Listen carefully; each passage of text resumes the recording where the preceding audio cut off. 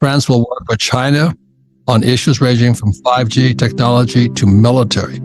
So when you sent me that blurb about Macron and Xi of China getting together, France will work with China. What does that mean to you?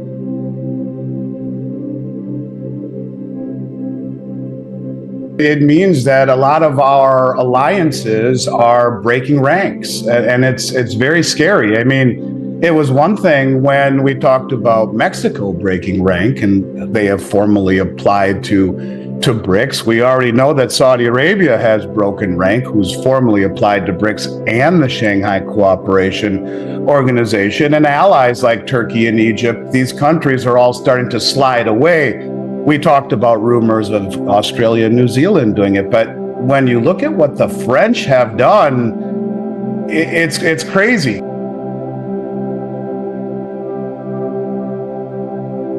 I mean, if we recall back in 2022, France was one of the original allies of the US who stood by us in our decision to sanction Russia.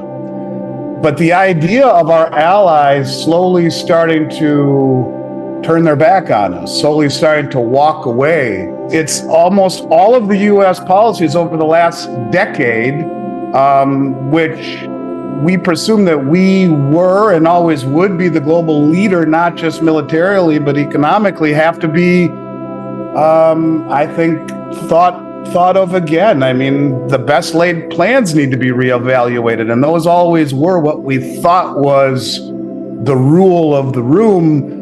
Not so much. When they opened the doors to China, I flew to Hong Kong and I crossed into China because I wanted to see it before it went west.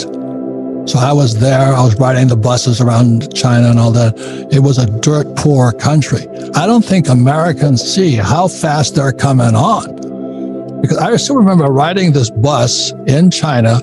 They had the Chinese guards watching us. You know, I blend in because I'm Japanese.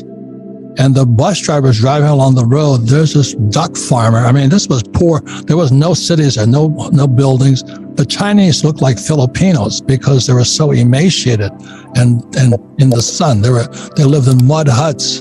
And I wanted to see it before it turned. So I've been watching this for a long time. Like I said, I went to Vietnam.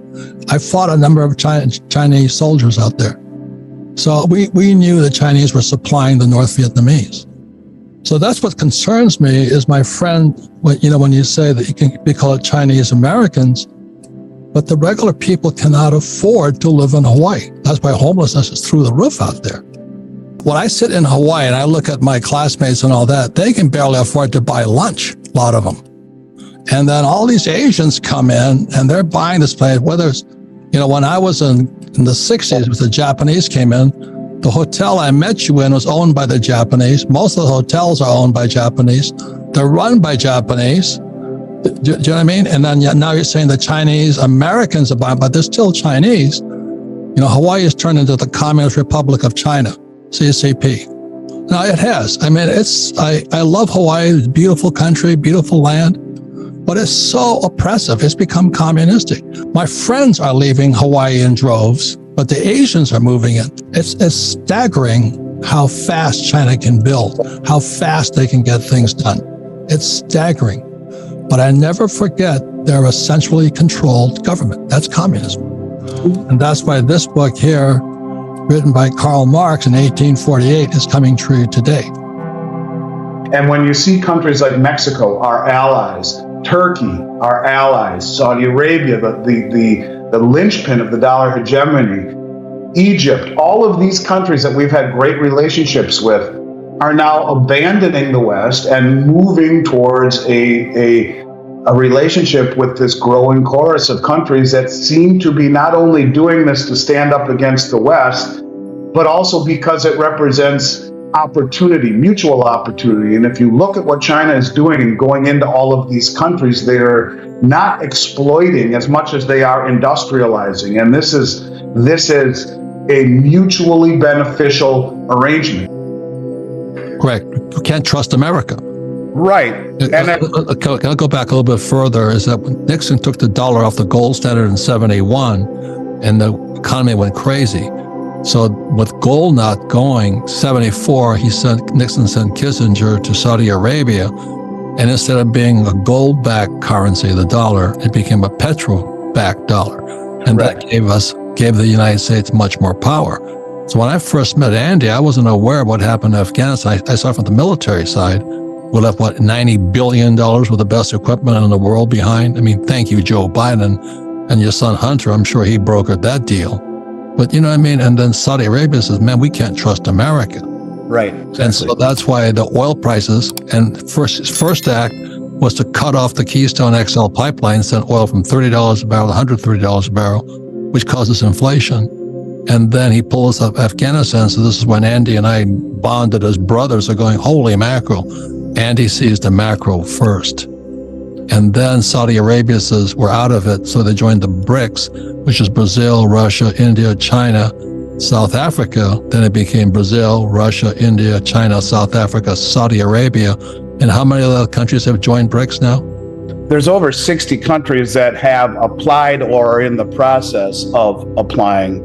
And, you know, when you put BRICS together with two other groups, that being the Shanghai Cooperation Organization, which in and of themselves are pretty darn close to 60% of human population, and the Belt Road Initiative, over 150 countries, you're talking a mass of humanity. The dollar is the world reserve currency because 3 years after the gold window closed in 71, Henry Kissinger flew to Saudi Arabia and said to the Saudi kingdom, we will protect you and we will provide you military assistance. We will provide you munitions. No one will ever mess with you again. But for that privilege, OPEC will denominate oil globally in dollars, period. And for the past 50 years, that's been the case. We have protected the Saudi kingdom, and for that privilege, oil has been sold exclusively in dollars, literally, for the past 50 years. France signed at that time an agreement with the United Arab Emirates for strategic cooperation in the energy sector. That was kind of the beginning of it. But here just a week ago, Xi Jinping rolled out the red carpet for Macron in China, and they struck a 51-point joint declaration, as you mentioned, issues ranging from 5G to military engagement. 65,000 tons of liquefied natural gas paid in yuan, not in dollars. This is a massive departure from the decades-long practice of conducting global oil and liquid natural gas and energy sales exclusively in US dollars, and without really consulting the US.